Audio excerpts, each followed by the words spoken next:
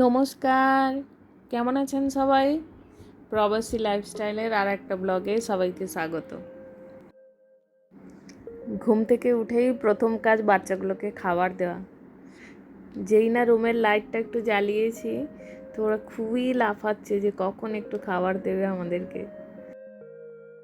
Shifting করার পরে আবার কয়েকটা নতুন মাছও নিয়ে এসেছি, তাই একদম অ্যাকোয়ারিয়ামটা পুরো ভরা ভরা লাগছে।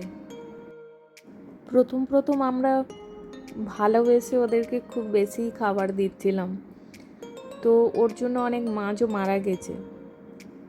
বেশি খাবার দিলে কি হয়, এক্সট্রা খাবারগুলো নিচে পড়ে থেকে যায় আর ওগুলো থেকে বিভিন্ন রোগের সৃষ্টি হয়। বাচ্চা দুটো স্কুলে চলে গেছে আর হাজব্যান্ড এখন অফিসে চলে গেছে, তো আমরা এখন একটু ওই পাশের গার্ডেনটায় এসেছি।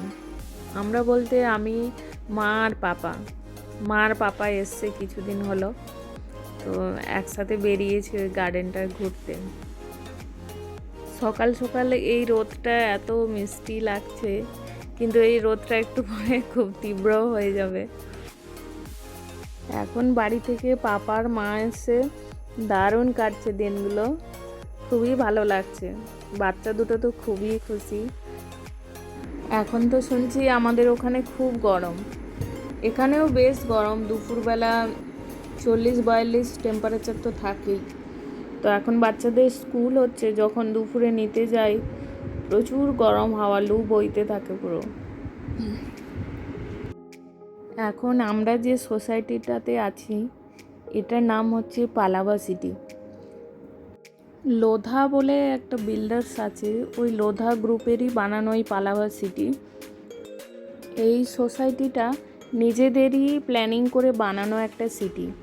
এর মধ্যে স্কুল, হসপিটাল, দোকান বাজার সব কিছুই রয়েছে। মানুষের যা কিছু হাতের কাছে দরকার, যা কিছু প্রয়োজন, সব কিছুই এই পালাবা সিটির মধ্যেই রয়েছে। এই সিটিটা প্রায় 5 কিলোমিটার মতন লম্বা আছে, তো এটার মধ্যে ঘুরে বেড়ানোর জন্য বাস ফ্যাসিলিটিও রয়েছে। এই পালাবা সিটির পরিবেশটা খুবই সুন্দর, আর এখানে থাকাটাও খুব শান্তি। এত সিকিউরিটি, বাইরের থেকে কেউ আপনার সোসাইটির মধ্যে ঢুকতেই পারবে না, যারা থাকে তারাই শুধুমাত্র। বাট এটা অনেকটা সমস্যারও আছে। যারা নতুন আসে, যেমন আমরা যখন নতুন এসেছিলাম অনেক সমস্যা হতো আমাদের।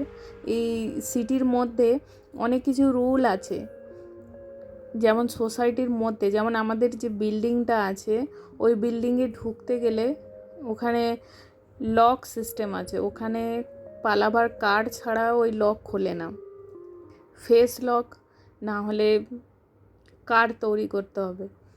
তো ওইগুলো প্রচুর প্রবলেম আছে। এবং বাইরের থেকে যারা কাজে আসে, যেমন সিকিউরিটি গার্ড বা যারা ক্লিন করছে, ঝাড়ু লাগাচ্ছে, কাচরা ওঠায়, বা গার্ডেনে যারা কাজ করে, ওদের জন্য খুব স্ট্রিক্ট। ওরা যেমন খালি হাতে আসবে তেমন খালি হাতে যেতে হবে, ওরা একটা কোনো জিনিস হাতে করে নিয়ে যেতে পারে না। তো আমি নতুন আসার পরে একজনকে একটা অ্যাকোয়াগার্ড দিয়েছিলাম যে এটা আমার পুরনো হয়ে গেছে, তুমি নিয়ে যাও। তো ওর জন্য একটা লেটার লিখে দিতে হলো, ব্লক নাম্বার আর ফ্ল্যাট নাম্বার দিয়ে এটা আমি লিখে দিলাম যে এটা আমার পুরনো হয়ে গেছে, এটা আমি একে দিচ্ছি। তো ওই লেটারে লেখার পরে ও নিয়ে গেল ওটা। এত যে গাছ দেখছেন এগুলো বেশিরভাগ কিন্তু ফ্রুটসের গাছ। আম গাছ রয়েছে, প্রচুর আমও হয়েছে, পেয়ারা গাছ রয়েছে, চিকুর গাছ রয়েছে, কালো জামের গাছ আছে, আরও অনেক ফ্রুটসের গাছ আছে যেগুলো আমি অনেক কিছুই চিনি না, পাপাদের কাছ থেকে জিজ্ঞাসা করছি যেগুলো কী। চলুন আর একটা জিনিস দেখাই আপনাদের। এই গাছটায় দেখুন, মনে হচ্ছে যেন ফুলে ফুলে পুরো সাদা হয়ে গেছে।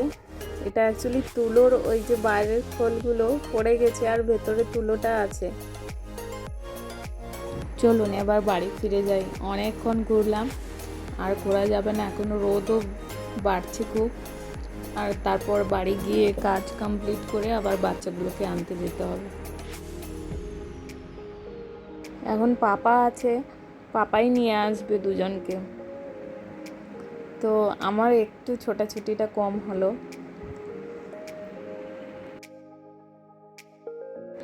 আজকে আবার বিকেলে আমরা একটু বেরোবো।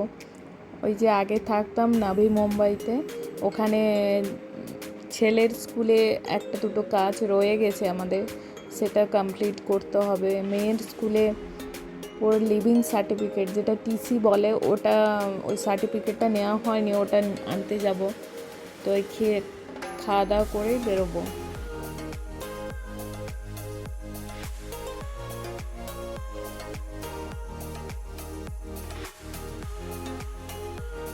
আর একটা জিনিস আপনাদের সাথে শেয়ার করি, এই যে সামনে বিল্ডিংটা দেখছেন, এটা কার পার্কিং।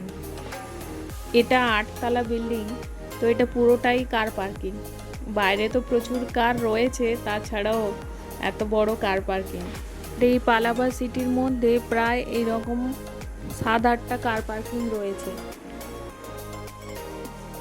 এখানে প্রায় 60,000 মতন মানুষ থাকে এই পালাবা সিটির ভেতরে। ওয়াশিং মেশিনের পেছনে ওই যে নেস্টটা বানিয়েছিল, দুটো ডিম দিয়েছে, কিন্তু কয়েকদিন ধরে দেখছি পায়রাটা আসছে না। এই মেল পায়রাটা আসছে, কিন্তু ফিমেল পায়রাটা আর আসছে না। স্কুলের কাজ শেষ হতেই আমরা চলে এসেছি অটল সেতুতে। পাপারা এসেছে, তাই জন্য দেখানোর জন্য নিয়ে এসেছি। এটার সম্পর্কে আপনারা অনেক কিছুই দেখেছেন, শুনেছেন নিউজে। উদ্বোধন হওয়ার পরে আমি এই প্রথম এসেছি। আমার হাজব্যান্ড এসেছিল, তখন ও কাজের জন্য 1-2বার এসেছিল, ও বলছিল যে খুব সুন্দর হয়ে গেছে এখন। তো আমি এই প্রথম এসেছি। এর আগে তখন কাজ চলছিল, তখন এসেছিলাম। তো এটা আমাদের কাছে একটা আলাদাই ফিলিংস। এই ফিলিংসটা বলে বোঝানো যাবে না। এই কাজটা আমরা একদম শুরু থেকেই দেখেছি, যখন কিছুই ছিল না, পুরো সমুদ্র ছিল, কিছুই বোঝাইও যাচ্ছিল না যে কীভাবে হবে না হবে। তো তখন থেকে দেখেছি, তো এটা একটা মানে দারুণ এক্সপিরিয়েন্স। যাই হোক, এখন সূর্য অস্তের সময় যাচ্ছি, খুবই সুন্দর লাগে। আজকের গাড়িও অনেক কম আছে দেখছি। আর এটার একটা প্রবলেম, এখানে দাঁড়ানো যায় না, একদমই দাঁড়ানো যাবে না, ফাইন করে দেয়। এখানে সব ক্যামেরা লাগানো আছে, আপনি যে দাঁড়িয়ে একটু ভিউ এনজয় করবেন ওরকম কিছু নয়। এটাতে যা স্টার্ট হবে, যা ব্রিজে ওঠা শুরু, একদম এন্ডে গিয়ে আপনি থামবেন। এখানে কোনো সিগন্যালও নেই, কোনো চেঞ্জিংও নেই, কোথাও চেঞ্জ করতে পারবেন না। একদম যা উঠবেন ব্রিজের ওপাশে গিয়ে নামতে হবে। তো দাঁড়িয়ে যে এনজয় করব সেটা নয়, ওই গাড়ির মধ্যে থেকেই। যখন কাজ চলতো তখন আমরা বিশ্বকর্মা পুজোর সময় যখন আমাদের নিয়ে আসতো বাসে করে ঘোরাতে, তো তখন অনেক ব্রিজে দাঁড়িয়ে আমরা অনেক সময় কাটিয়েছি, খুবই ভালো একটা সময় ছিল। তো এটা হচ্ছে এন্ডিং, আর ওপাশ দিয়ে ট্রেন লাইন, ট্রেনটা যাচ্ছে এখন। এটা টোল ট্যাক্সটা অনেক বেশি, পরে শুনছি কমিয়ে দেবে, জানি না, এখনো পর্যন্ত তো কমায়নি। হাজব্যান্ডও অনেক পুরনো কাজের স্মৃতি মনে করছে, যে এইগুলোতে আমরা কাজ করতাম, এখন কেমন হয়ে গেছে, অন্য রকম লাগছে।